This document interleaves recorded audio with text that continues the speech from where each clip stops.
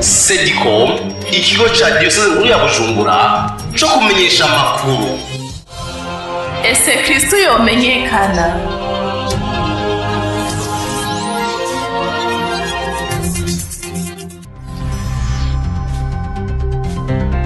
Amakuru mu Kirundi mushikirizwa na Sedicom.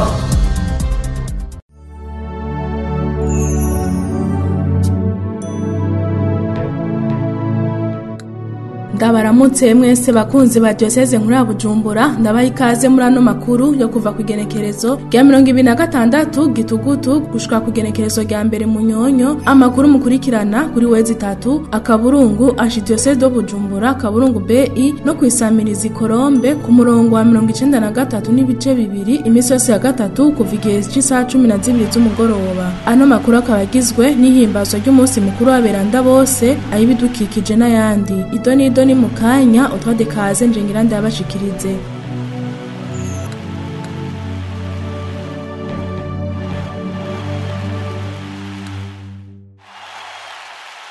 Ndasubiye kubaha ikaze muri ano makuru tuyahere ku buzima bw'amaparuwase. Ku munsi w'Imana igenekerezo rya mbere Munyonyo ni hicaro c'umwepiskopi mukuru wa Diocese nkuru ya Bujumbura mu ntara y'ubutumwa ya Muramvya, Patiri Pierre Claver Ndayiragije yashikiriza icese patiri mukuru wa paruwasi Buziracanda, Patiri Jean-Marie Maneno Zayiga mu birori vyabereye mu nkuka y'imisa muri yo paruwasi nyene. Idonido na Donatien Munezero. Ivyo birori bikaba byari birongowe n'icaro c'umwepiskopi mukuru wa Diocese nkuru ya Bujumbura muri Vikaria ya Muramvya, Patiri Pierre Claver Ndayiragije akaba nawe kandi patiri mukuru wa paruwasi ya Kiganda. Amaze gushika mu ngoro y'Imana, intumwa y'umwepiskopi yaciye ikazi igihugu c'Imana caraho. Imbere yuko igisabyo ceranda c'inkuka y'imisa gitangura, icaro c'umwepiskopi yaciye amenyesha baraho ko batotangazwa nuko ari we yatumwe, ahubwo bamenye ko umwepiskopi mukuru yamutumye ari muri we muri uwo mwanya. Icaro c'umwepiskopi muri Vikaria ya Muramvya yaciye asaba Patiri Jean-Marie Manenu ikete yahawe n'umwepiskopi, amaze kurimuha intumwa y'umwepiskopi yaciye agereka abakristu kugira ngo amakenga here. Icariho c'umwepiskopi yaciye amusaba guca bugufi imbere ya altani nyeranda kugira agaragaze igisabyo c'ukwemera. Intumwa y'umwepiskopi yaciye atanguranye izina igisabyo ceranda c'inkuka y'imisa, aho musiguro y'ijambo ry'Imana yamenyesheje abaraho agira ati: yaradutoye turitwa abana b'Imana,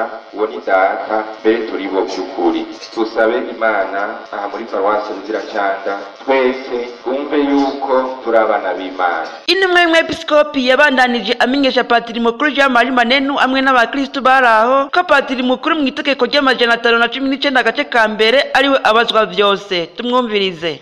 Kubisanga mu itegeko ry'amajana 530 no kubandanya. Patiri mukuru rero mu itegeko ry'amajana 519 agace ka mbere bavuga ngo patiri mukuru niwe abazwa vyose, abandi baramufasha. Mugabo uzoje kuvuga ngo ni naka yabigize, tuzoca tugira tuti none yabigize siwe wamutumye. Uzoza gukora ibyo utamutumye nawe ibyo uzotamutumye nyene ivyo bizokufata. Intumwa y'umwepiskopi yabananije amenyesha patiri mukuru amwe n'abaraho ko ajejwe kwigisha inkuru nziza, ubutungane n'amahoro, indero y'ugwaruka, kurondera inama zatakaye, kwita abapagani, gutunganya neza inkuka y'imisa, itegerezwa kuba umutima w'ibikorwa byose, atibagiza kamero y'ikigongwe, gufasha abakristu gusenga no mu mihani wabo akanabikurikirana, kwigisha abakristu gutunga neza paruwase, mbere bagafata no mu ntoki bitari bike bahereye no mu bya liturujia. Insiguro y'ijambo ry'Imana irangiye, intumwa y'umwepiskopi yaciye asaba patiri mukuru Jean-Marie Manenu gusubira guca bugufi imbere ya altani nyeranda kugira asubiremwo indagano z'ubusaserdoti. Amaze kuzisubiramwo yaciye amusaba guhaguruka, aca mutumira kuvyagira ku ntebe ikimenyetso c'uko abaye patiri mukuru wa paruwasi ya Buziracanda. Amaze kumushikiriza intebe nkuru yaciye amushikiriza imfunguzo z'ingoro y'Imana hamwe n'urupfunguzo rwa tabernakuro. Ivyo birangiye abakristu baciye bakura ubwatsi baratamba bamwigina banamukeza banamwipfuriza kuzigama ibanga. Ubukengurutsi bwa patiri mukuru mushasha wa paruwasi Buziracanda Jean-Marie Maneno Zayiga yatanguye gushimira nyene icubahiro umwepiskopi mukuru wa Diocese nkuru ya Bujumbura avuga ati: namushimiye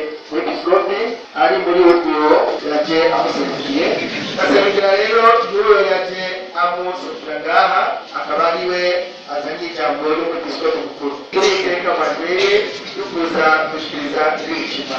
Ndashimira kandi namwebwe abantu bose mbonye bavuye mu micugararo ya kure gatoya, hariho abavuye muri Kongo yahagiye kuri bafashe indege ndende, hanyuma abavuye hariya hafi y'ikiyaga cya Tanganyika, hari abavuye i Bukwavu aho Bukwavu n'iwacu hagufi y'aho wabona Bukwavu ngaha. Patiri mukuru yarasozereye amenyesha abakristo ba Paruwasi Buziracanda kitabazaniye ari ukubana neza mu rukundo n'amahoro, ugusangira ibikorwa by'umutima, ugusangira gukiza imitima no guteza imbere Paruwasi Buziracanda. Tumenyeshe ko Paruwasi Buziracanda imaze imyaka 3. Muri iyo myaka 3 ikaba rirongowe na Patiri Tomaniragira, umwepiskopi mukuru wa Diocese nkuru ya Bujumbura, akaba yamurungitse kubandaniriza amashure mu gihugu ca Cote d'Ivoire ku bwa Sadikome Paruwasi Buziracanda. Munezero Donatien. Tugushimire Donatien Munezero. Mu gisata cyo kwemera igenekerezo rya mbere munyonyo muri Ecclesia ku isi yose harahimbaje umunsi mukuru w'aberanda bose, no muri Diocese nkuru ya Bujumbura umunsi mukuru warahimbajwe nkuko bagenzi bacu mu maparuwasi amwe babitwiganiye. Duhereye muri paruwasi mvye ya Cathedrale Regina Mundi, Patiri Felix Fupi, patiri mukuru yo paruwase, yarahereje inkuka y'imisa yo ku isaha 4, akaba yamenyesheje abakristu ko bahamagariwe kuba beranda kandi ko bishoboka. Ni inkuru ya Etoile Bimenyimana.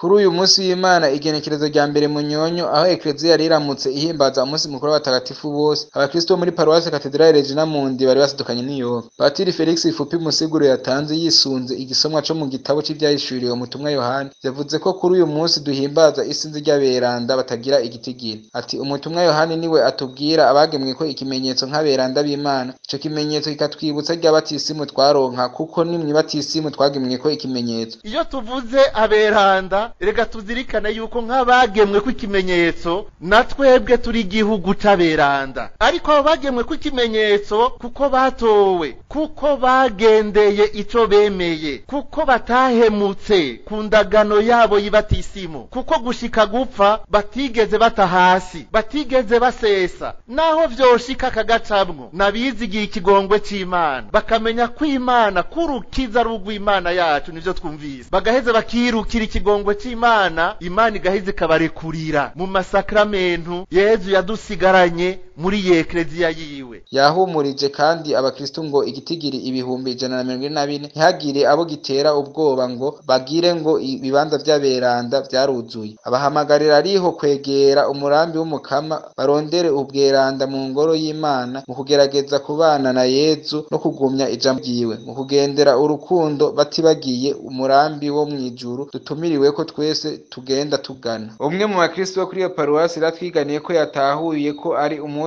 uraba umukristo wese ni mumwumvirize. Umunsi turaba twese abakristo abase batisimu, kuko duhamagariwe twese kubaberanda. Uberanda rero tukaburondera tukingaha ku isi mu bikorwa dukora, mu nyifato twenyene twigenza, kugira ngo umunsi urizina dushikira aberanda bamaze kudutanga. Etware Bimenyimana, paruwasi Cathedrale Regina Mundi ku bwa Sadikome. Arakoze Etoile Bimenyimana. Muri paruwasi Mukiza Mweranda tuhashikanwa na Wirisi Ndayihebura atubwira uko uwo munsi wahimbajwe. Mu nkuka y'imisa y'isaha 4 n'igice kuri uyu w'Imana igenekerezo rya mbere munyonyo muri paruwasi Mukiza Mweranda mu Nyakabiga harahimbajwe umunsi mukuru w'aberanda bose, aho mu nsiguro yatanze Patiri Alexis Karegwa yarongoye iyo nkuka y'imisa yashimikiye ku buhigwe buhera hano ku isi eka mbere bukabandanya gushika no mwijuru, akongera akabwira abakristo bari ngaho batari bake ingene bo baberanda muri bino bihe vya none tugezemwo. Akagira ati hariho aberanda bimbaza ku munsi banditswe, ariko Ecclesia yarashinze uyu munsi kugira ngo duhimbaze aberanda bose, abo tuzi n'abo tutazi. Iri jambo rero rigira kabiri ryerekeye ubuhigwe, uvuga ko ari nk'incamake y'injiri yose Kristo yashikirije. Ubuhigwe bwo mw'ijuru butangurira ngaha kw'isi, ukaba ukeneye ubuhigwe ubushatse uramuha. Ibibazo bibiri rero, ubwo buhigwe n'ubwaryari bw'ubu cangwa n'ubwo muri kazoza. Yesu avuga ati ubuzima bw'umuntu ntibuva kwitunga afise cangwa ntibuva kucari. Umuntu ahiriwe n'umuntu afise Imana. Inkuka y'imisa irangiye twaraganiye n'abakristo batari bake bari muri iyo nkuka y'imisa, baratubwira ingene bakira uwo munsi mukuru n'ico wabunguye. Muri Ecclesia Gatolika dufise ingabirano idasanzwe, kuba dufise umunsi mukuru nk'uyu w'aberanda bose, abatwitangiye bose ari badusaba iminsi yose none turanezerewe cyane twaba duhimbawe rero no munsi natwe mu minsi iri imbere twumve ko twokora kugira ngo dushobore kuba aberanda nk'uko ab'imbere zacu kutwigisha yuko kuba beranda ari vya misi yose kandi dutangura kubitegurira hano kuri ino si bibusa yuko natwe twari dukwiye kuba beranda nk'abo tugaca mu makanda baciyemo utwereka yuko kuba mweranda bishoboka yuko ubweranda bushoboka muri kino gihugu cacu eka mbere no mu bakristo bose uratwibutsa ko dufise bakuru bacu badutanze mu kwemera bakitanga bamaze gushika mwijuru bakadusabira kandi natwebwe uwo mugirwa turawugira mu kuza turaca kuberanda kugira ngo baze baradusabira. Muri iyo nkuka y'imisa haratanzwe ibatisimu ku mwana umwe yayisabiwe n'abavyeyi biwe nayo umuvukano wo gwaruko muco w'abandi mu Nyakabiga ya mbere no mu Nyakabiga ya kabiri Fraternité Jeunesse Lumière Nyakabiga 1 et 2 wahimbaza isabukuru y'imyaka 21 umaze ukora ubutumwa wisikana kuri Bikira Maria wirisi ndayihebura ku bwa Sedikome muri Paruwasi Mukiza Mweranda mu Nyakabiga. Tugushimire wirisi ndayihebura. Bukeye bwaho kwigenekerezo rya kabiri mu Nyonyo n'umunsi Ecclesia yashinze wo gusabira abitavye Imana bose. Muri Paruwasi Cathedrale Regina Mundi kimwe mu vyaranze uwo munsi n'urugendo rwagizwe n'abari baje muri ico gisabisho rwabashikanye mu itongo ry'abapfuye riri mu seminari nkuru y'Ibujumbura. Beni Raoul Njejimana. Uguhimbaza umunsi w'itariki 2 mu Nyonyo aho Ecclesia yibuka abantu bose bapfuye vyaranzwe n'urugendo ruva kuri Paruwasi Cathedrale Regina Mundi rugana mu itongo ry'abapfuye riri ku seminari nkuru y'Ibujumbura. Bashitseho abasaserdoti bakikujwe n'abakristo benshi bahereje igisabisho cyo gusabira abapfuye bose barahezagira imva baranatanga insiguro y'uwo mugirwa. Bagarutse ku isengero inkuka y'imisa yaranze uwo munsi yacitangura. Patiri Agato Gahungu ari nawe yararongoye iyo nkuka yashikirije ko uwo munsi naho uhimbazwa n'abakristo b'abakatolika bonyene ushingiye mw'ijambo ry'Imana. Yego tubibona muri Ecclesia Gatolika honyene abandi ubwa mbere ibi byo gusabira abapfuye bishingiye mu gitabo ca kabiri c'abamakabe canke igitabo c'abapfiriye Israeli niko bacita. Ico gitabo rero abo bene wacu b'abaporoto ntibagifata nk'ijambo ry'Imana. Ico gituma n'ibirimwo badaheza ngo babikoreshe. Turazi yuko abapfuye batitunganije neza batari beranda batera de badaca bashika babona Imana ubwo nyene mugabo barinda guca mu purgatori rero n'igihe cyo kucyororwa niho rero baba bakeneye igisabisho cacu. None rero twebwe turashishikara tusabira abacu kandi ni naburyo bwiza bwo kugiranira imigenderanire n'abapfuye. Umuntu arabasabira mu nkuka y'imisa kandi umuntu arashobora no kubasabira mu bisabisho ivyo ari byo byose bisanzwe bikoreshwa muri Ecclesia. Umuntu arashobora kuvuga ishapure asabira abapfuye, arashobora kuvuga n'igisabisho gitoya giciye mu bwenge ari ngaho muri ico kibanza baba barashinguyemo abantu niyo coba ari igisabisho cyo mu bwenge umukama araheza akacuba. Yamenyesheje kandi ko mu gusabira abapfuye umukristo aronka indulgensia abo bapfuye kandi nawe akazironkera. Nayo indulgensia yasiguye ko ari inema y'Imana. Indulgensia tuvuga ico arico niyo nema cane cane iza guhanagura inkurikizi z'igicumuro. Umuntu iyo yacumuye uburyo bwo gukira igicumuro ni bubiri. Hari uburyo bwo gukira igicumuro mu batisimu kuba atarabatizwa mugabo kandi hari n'uburyo bwo gukira igicumuro mu sakramento ry'ikigongwe turonka. Muri iryo sakramento ry'ikigongwe turonka rero igicumuro twakoze kirahanagurika. Mugabo igicumuro kiraheza burya kikasiga urudubi muri twebwe. Hari inkurikizi, hari igikomere gisiga, hari ibintu kiba carononye biba bivyategerezwa gusanurwa. Iyo ndulgensia rero iyo umuntu ayirose niheza ikamusanura igakuraho izo nkurikizi igahanagura izo nkurikizi mbi ico gicumuro rero kiba caramusizemo. Ecclesia rero itumirira kubandanya dusabira abapfuye bose ukwezi kw'icumi kose uwabasabiye kuva itariki 1 gushika itariki 8 akaronka indulgensia ya gose. Beni Raoul Njejimana, Cathedrale Regina Mundi ku bwa Sedicom. Arakoze Beni Raoul Njejimana. Muri Paruwasi Mutumba naho Desire Nshimirimana haratubwira uko uwo munsi bawubayemwo. Inkuka ya misa yatanguye igihe cy'isaha 12:30 zo mu gitondo irongowe na Patiri Veniste Niyonora ari kumwe na Patiri babiri Patiri Anastaze Uwizera hamwe na Patiri Christophe Manirambona munsi kuri ijambo ry'Imana. Patiri Veniste Niyonore yafashije abakristo bari ngaho mu kubatahuza neza ko umuntu wese abaho kubw'Imana kandi ko umuntu wese yemera Imana ko atazokwigera apfa. Kubera ko umuntu wese abaho kubw'Imana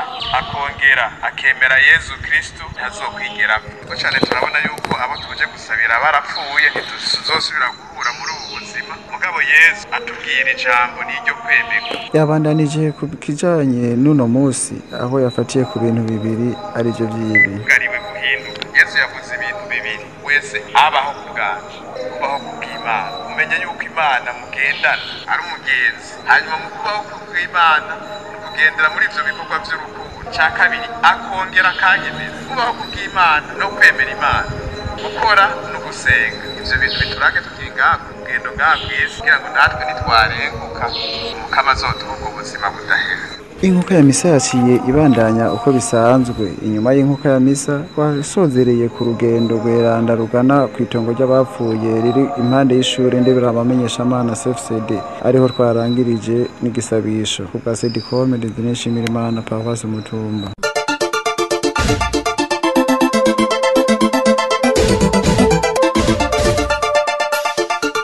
Amakuru y'amayubire Mama Florida Nshimira Imana wo mu muryango wa bene Mukama akaba imvukira ya Paroisse Kiganda yarahimbaje yubire y'imyaka 25 amaze yihebeye Imana hari kwigenekerezo rya 31 Gitugutu mu birori vyabereye mu nkuka y'imisa. Ni mu gihe abavyeyi biwe nabo bariko barigina yubire y'imyaka 50 bamaze bubakanye Rukristo. Jean de Dieu Ndizeye. Ibirori by'ugo rubanza byatangujwe n'inkuka ya misa yaherejwe na Patiri mukuru wa Paroisse Kiganda Petro Kavenda iragije bikaba byari byitabwe n'abasaserdoti n'isinzi ry'abihebeye Imana barimwo mama mukuru w'umuryango mu Burundi hamwe na frera mukuru w'umuryango wa frera bene Paul. Mu nsiguro yiwe Patiri mukuru yarerekanye ko ababikira bene Mukama bisunga Bikira Mariya aho yigishije ko ubweranda bushitse tubwihweza muri Bikira Mariya we atigeze agira kanenge. Mu ijambo ry'uwo mubikira yarashimiye Imana yabateye iryo teka ikongera igaha abavyeyi biwe kuramba. Yaravuze n'icyatumye bahimbariza uwo munsi mukuru muri Paroisse avukamwo tumutege yompi. Nanakange ko kumuhamagaro nkiri mu mwaka wa 4 primaire ndi mu muhari w'ingendanye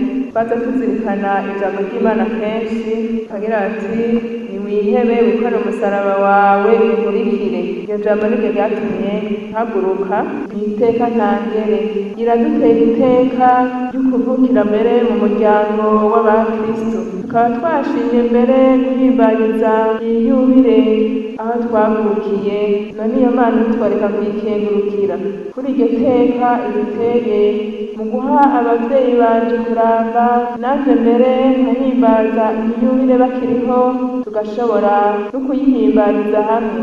Abandi yakengurukiye ni Patiri mukuru wa Paroisse Kiganda kumwitwarariko afitiye abihebera Imana bavuka muri Paroisse. Abavyeyi bamureze umuryango wa bene Mukama wamwakiriye hamwe n'abakristo ba Paroisse Kiganda bamusabiye cyane umuhari w'ingendanyi wamureze kuva mu buto bwiwe. Inkuka ya misa imaze kurangira ibirori byabandanirije mu nyubakwa z'ikigo c'abagendana bumuga c'Ikiganda. Mu majambo yashikirijwe umuvyeyi wa Mama Florida Bambonyi Irugu Emile yaravuze uko yari ameze imbere y'ukugira ubugeni n'intango yo kwihebera Imana kwa Mama Florida. Tumwumvirize. Twebwe rero igihe twagira mariage twese twarabarezi data nawe yari umurezi yonyene aho twibarukiye ubuye twaramuheretse inzira. Patiri mukuru rero aramugomwa ngo wewe ugukuye kwihebera Imana hanyuma Imana irabigira. Yesu nari nzi ko azobishobora.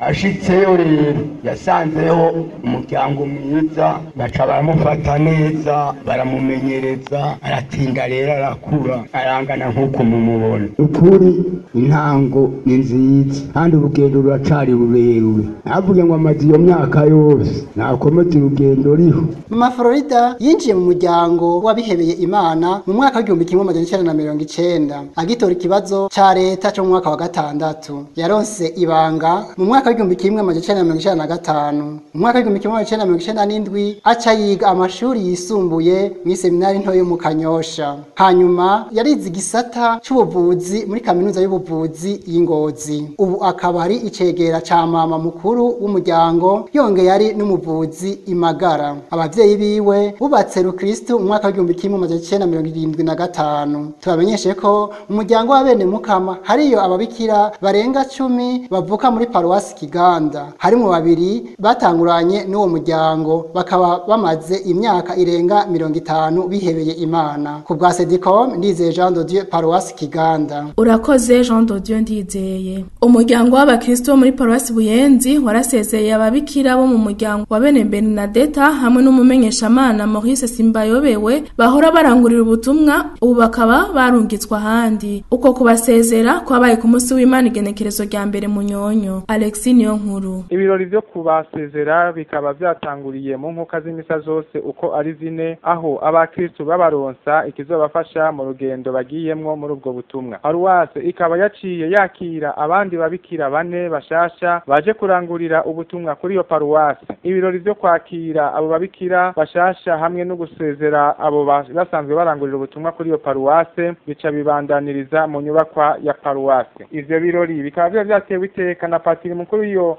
Paruwase Nsanzugwimo Mariko afadikanije na patiri Federico Rimo hamwe n'umukuru w'inama nkuru ya paruwasi. Kwijambo ryavuzwe n'uwaserukiye abo barungitswe mu butumwa, umushinga ntahe Maurice Simbayobewe agiye kurangurira ubutumwa muri Archevêché muri komisiyo iraba ubutumwa nkomeza kwemera iri mu Gihosha. Akaba yarashimiye abakristu kukungene babanye neza, yongera akengurukira patiri mukuru w'iyo paruwase kukungene bakoranye neza. Aca asaba abakristo ko bamiza mu gisabisho. Kwijambo ryashikirijwe n'umubikira yaserukiye abo babikira bashasha Mama Christelle Nsengimana, akaba yarashimiye cyane patiri mukuru hamwe n'abakristo bo kuri iyo paruwase kukungene babakiriye neza. Tukaba twaregereye Maurice Simbayobewe hamwe na Mama Scholastique Nduwayezu barungitswe mu rangurira ubutumwa mu yandi maparuwase, bakaba baratubwiye ico babonye ku bakristo bo kuri paruwase ya Saint Auguste biboshobora kuyagira abandi aho bagiye. Narahigiye ndaharongera ikintu cyo kubana neza n'abantu, kandi abantu bafite ingabiro zitandukanye, kandi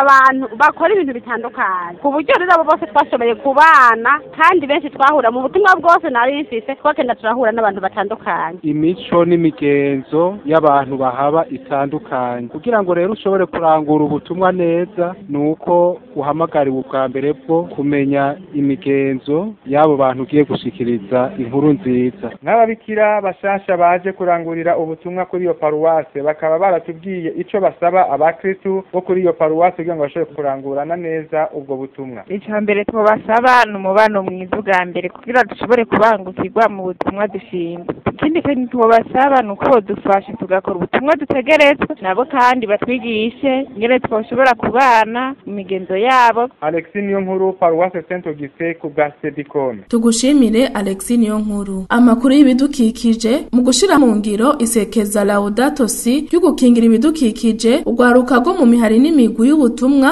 rwo muri Paruwasi Buterere warahuriye mu bikorwa vy'isuku ku kirimba ca Bikira Maria citiriwe Bikira Maria umuserukizi w'abakristu cyo mu Buterere ku munsi wa gatandatu igenekerezo rya 31 Gitugutu. Patiri Henri Bakishimira, patiri mukuru wa Paruwasi Buterere, aratubwira intumbero y'ivyo bikorwa. Umugambi ko Buterere yobazi umugambi twawise Green and Clean. Green no kuvuga ngo vert, clean no kuvuga ngo isa neza.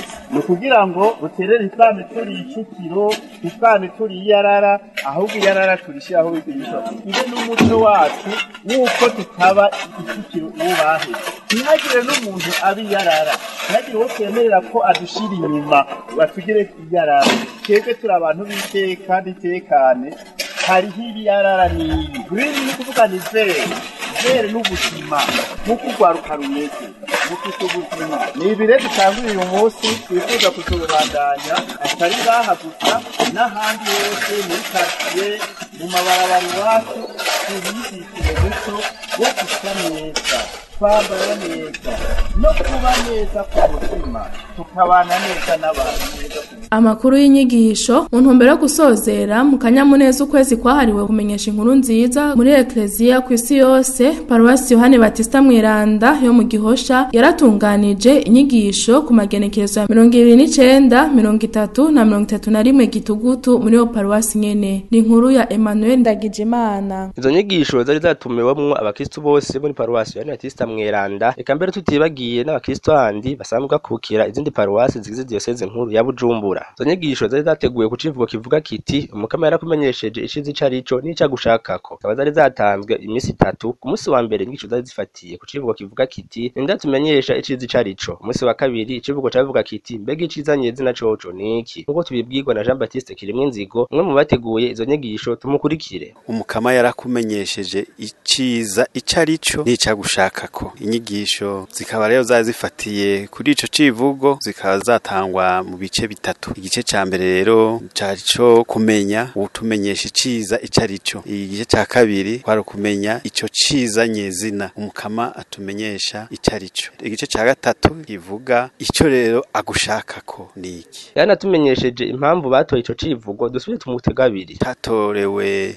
n'abanaguwe muri Mutima Mweranda ku rwego rw'igihugu. Ngaha muri paruwasi wacu twabonye ico civugo kitubereye gose, twaragishimye ntitwashase kugihindura, twaciye dukorera kuri ico nyene. Ndayiragije Libera asanzwe arongoye umugwi w'abanaguwe muri Mutima Mweranda ngaho nyene kuri Yohani Batista Mweranda, iyo paruwasi nyene iri mu Gihosha, aratubwira impamvu yatumye bategura izo nyigisho. Tumwumvirize. Ego ni inyigisho nkabura kwemera, abakristo barakeneye ikintu cose kiguma kibakabura, kiguma gisubira kuzana kanovera ku Kristo bwabo. Zabaye inyigisho turavye ngene zari ziteguye, zagirira akamaro abakristo mukava mu Kristo bw'ikivunga, ariko mu wese akagira akaba umukristo vy'ukuri abushitse. Reka mbere twaranegereye Kamikazi Trefoze, umukristo yakurikiranye izo nyigisho, aratugaragariza umunezero yakuye muri izo nyigisho. Tumukurikire. Akanyamuneza nyene ndagafise kuko umukama yikoreye ibitangaro bikomeye cane. Yarabandanije aratubwira ico zamwunguye, dusubire tumutega abiri. Zaranyigishije ko aho ndi hose ntotinya kuko namenyanye umukama yampa ingufu zo kumushingira intahe aho noba ndi hose. Twabamenyesha ko izo nyigisho ari rya mbere zari ziteguwe ngaho muri paruwasi Yohani Batista Mweranda. Emmanuel Ndagijimana, paruwasi Yohani Batista Mweranda, ku bwa Sedicom. Arakoze Emmanuel Ndagijimana. Urwaruka ruhurikiye mu mihari n'imigwi rurangurira ubutumwa muri paruwasi yitiriwe Mama Teresa w'ikarukita wo mu Ruziba, rwararonkeje inyigisho ku munsi wa gatandatu igenekerezo rya 31 Gitugutu, zikaba zatunganijwe n'igisata citwa Réseau Communautaire Quartier Ruziba, gifashwe mu mugongo n'ishirahamwe ry'abasaserdoti b'abajesuite Service Yezu Mwiza. Donatien Nzobonimpa. Nkuko bisanzwe biri kuri paruwasi yitiriwe Mweranda Mama Teresa w'ikarukita yo mu Ruziba, imihari ndetse n'imigwi itari mike irahura umwe mu kibanza cabo kugira ngo bagire integuro. Ariko kuri uyu wa gatandatu igenekerezo rya 31 Gitugutu siko vyagenze, kuko rwaruka rurikiye muri iyo migwi ndetse n'imihari rwaciye rutumirirwa n'abasaserdoti barangurira ubutumwa muri iyo paruwase yuko boje mu nyigisho zari zatunganijwe n'igisata cizwa Réseau Communautaire Quartier Ruziba, bafashwe mu mugongo n'ishirahamwe ry'abasaserdoti b'abajesuite Service Yezu Mwiza. Jean Pierre Niyongabo, umukuru wa Réseau Communautaire Ruziba, aratubwira inyigisho bakunda gutanga izarizo.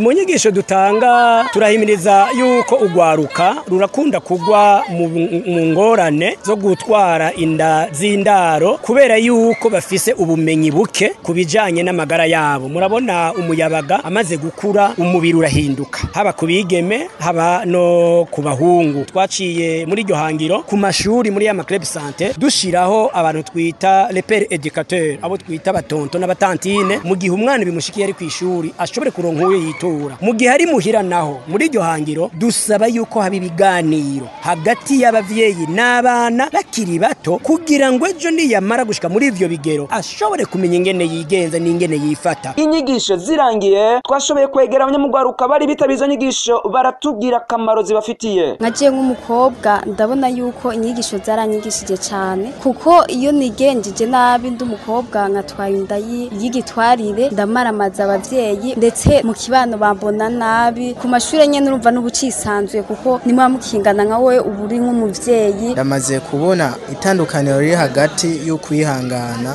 kugira ngo nzoshike ku rugero rushimishije n'abagenzi banje. Mwomenye yuko uwo mugambi watunganijwe n'ishirahamwe mpuzamakungu Care International, ufashwe mu mugongo na ambasade y'Ubuholande, bakabikorana n'ishirahamwe mpuzamakungu Finwape Cordaid, n'ishirahamwe riva mu Buholande ryitwa Ludguys. Mu gisagara ca Bujumbura naho bikaba bifashwe mu mugongo n'ishirahamwe ry'abasaserdoti b'abajesuite Service Yezu Mwiza. Uwo mugambi ukaba werekeye ugwaruka kuva ku myaka 10 gushika ku 24 ndetse n'irenga. Donatien Nzobonimpa, Sedicom, paruwasi yitiriwe Mweranda Mama Teresa w'ikarukita mu Ruziba. Arakoze Donatien Nzobonimpa.